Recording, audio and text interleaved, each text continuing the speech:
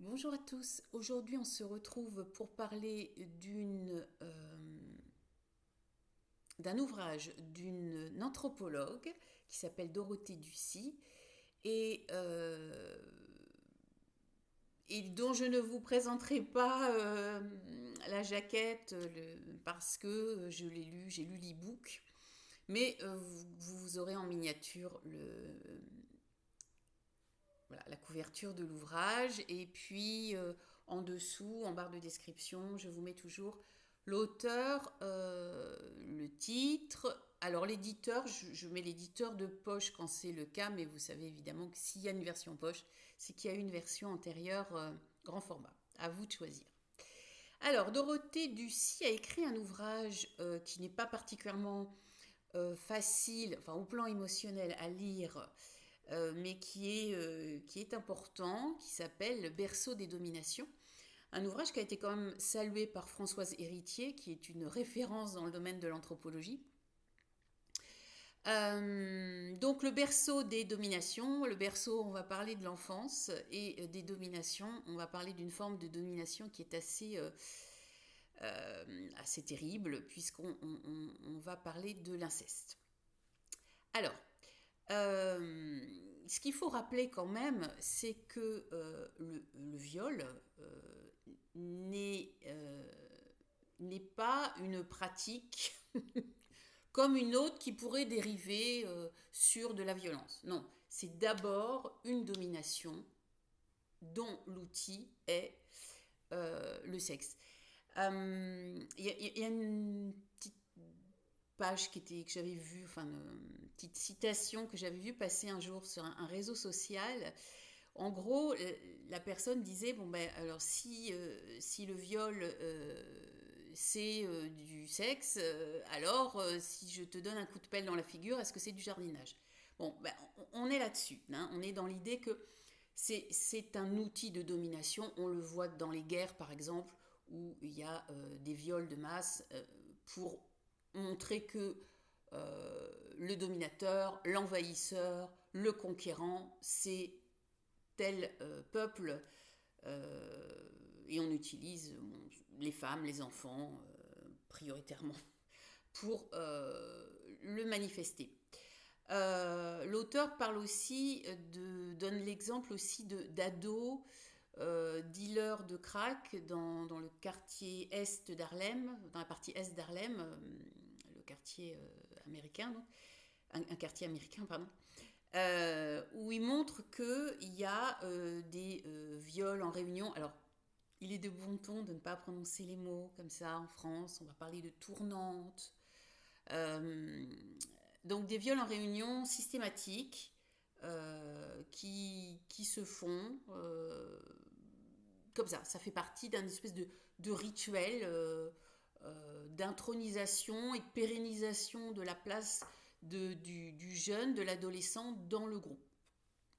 Donc là, on est sur aussi une histoire de domination. Euh, il faut savoir qu'en France, seuls 2% des procès pour viol entraînent une condamnation. Donc je ne parle même pas de l'inceste. On sait que c'est encore moins quand il s'agit d'inceste. Parce que on dirait pas vu, pas pris, et l'auteur va justement montrer l'importance du silence dans ces familles. Euh, donc oui, excusez-moi. Donc la loi parle pas d'inceste à proprement parler.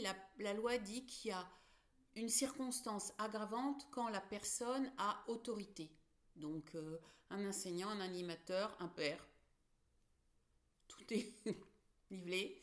Donc c'est une circonstance aggravante. Sauf que le silence, il est de toutes parts, il est dans la famille, hein. On va voir combien ça permet, entre guillemets, de pérenniser de génération en génération. Il est dans la famille, euh, il est dans la société. Combien de fois on va entendre je comprends pas, ce monsieur était un très bon voisin, ça se passait très bien, etc. Euh, parfois même les psys, on a des retours de personnes qui ont expliqué qu'elles avaient été victimes dans leur enfance d'inceste, et certains psys mettent ça sur le compte de fantasmes, d'Oedipiens ou que sais-je. Il y a un certain silence de la justice, on en reparlera.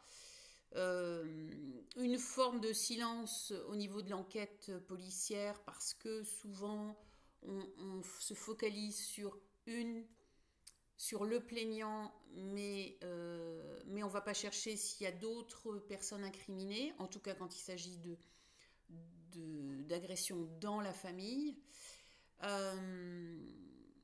Donc voilà, le silence est omniprésent quand on parle d'inceste.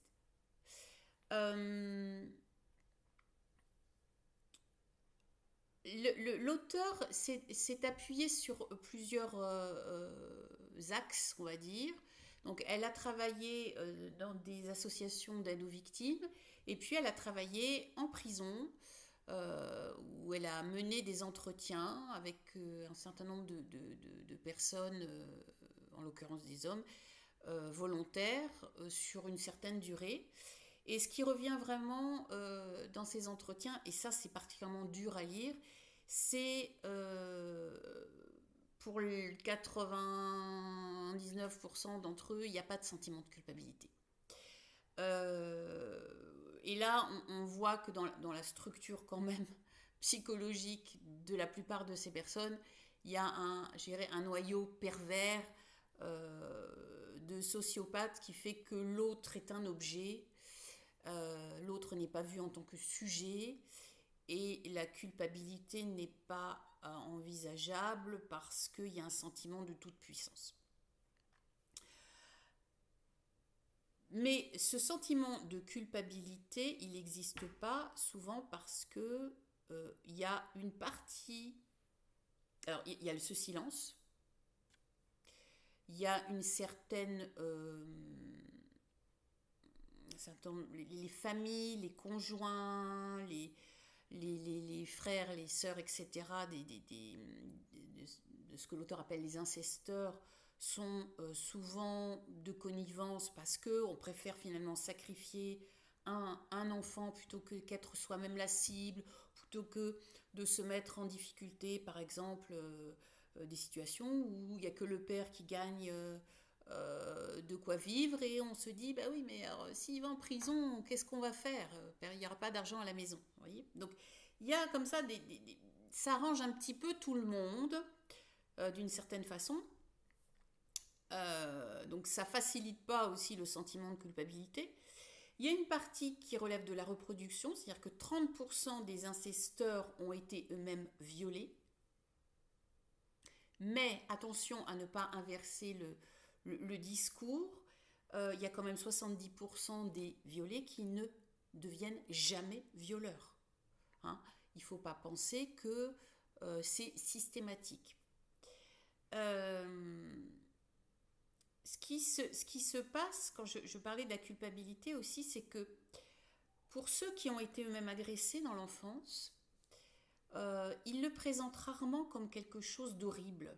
C'était un jeu, c'était une erreur de jeunesse, c'était des petites choses comme ça, pas importantes. Pourquoi? Parce que si vous arrivez à dire que ce que vous avez, vous, en tant que victime, vécu était horrible, ça veut dire que quelque part, ce que vous faites à vos enfants, vos neveux, etc., est horrible aussi. Donc, il y a comme ça une négation de la culpabilité, de la conscience d'avoir été soi-même victime. Tout ça, le silence, le déni, la dénégation, ce sont vraiment les noyaux fondateurs de l'inceste. Alors, je rappelle la différence entre la dénégation et le déni. La dénégation, on sait que la chose existe, mais on n'a pas envie de trop le savoir, on n'a pas trop envie d'en parler, on fait comme si ça n'existait pas. Le déni, la question, elle est inconsciente, elle est dans l'inconscient, donc on n'en a pas conscience.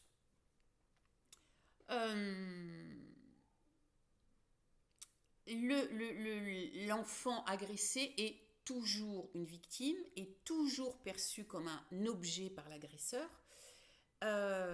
Même si on déguise les choses, vous verrez dans le livre, les parents, enfin les oncles, les parents masculins qui sont qui échangent, qui sont en entretien avec l'anthropologue, disent que ils parlent d'amour, d'affection, où ils expliquent que finalement l'affection ils l'avaient pas de la part de leur femme, donc il fallait bien qu'ils vivent cette partie d'eux-mêmes, voilà. Donc les agresseurs banalisent leur propre vécu, ils banalisent leur propre vécu d'enfant, ils banalisent leur propre vécu d'adulte, et puis les choses se reproduisent. Il est rare que dans une famille, il y ait un seul incesteur. Alors, soit c'est conscient, c'est-à-dire j'ai été agressé par le grand-père, je deviens agresseur, voilà. Soit c'est même inconscient, on est dans l'inconscient euh, transgénérationnel, c'est-à-dire qu'il y a des choses, par des attitudes, par des positions dans la famille, etc., qui font que on reproduit. Parce qu'on sait qu'on peut. On sait qu'on peut traiter l'autre comme un objet. On sait que le silence fait loi. On sait plein de choses comme ça. Donc, rompre le silence, c'est passer à la réalité.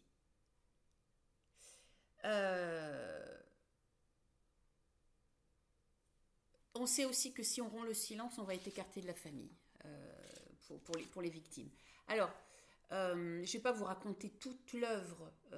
Il y a toute une partie qui est, je vous disais, un peu dur à lire, les entretiens avec les personnes. Il faut savoir que l'auteur le dit clairement, elle a elle-même été victime d'inceste. Donc, par moments, c'est un va-et-vient entre des moments qui ressemblent vraiment à des études, comme une thèse, avec des références bibliographiques, etc. Vous avez des moments qui sont des extraits d'entretien, et puis vous avez des moments où elle-même exprime ce qu'elle a vécu sur le terrain, notamment avec les associations de victimes, où elle utilise un langage qui peut même être presque familier, on sent de l'émotion, mais quelque part, finalement, ça enrichit l'œuvre. Peut-être que c'est un sujet qu'il est difficile d'aborder avec une totale euh, objectivité, un total retrait émotionnel. Je ne sais pas. En tout cas, si vous êtes professionnel de la santé, de l'enseignement, de l'animation,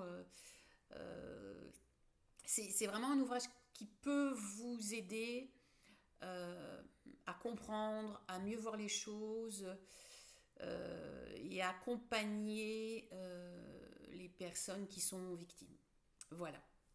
Bon, ben je vous laisse découvrir si vous le souhaitez, et puis on se retrouvera pour un sujet plus léger la prochaine fois, promis. À bientôt.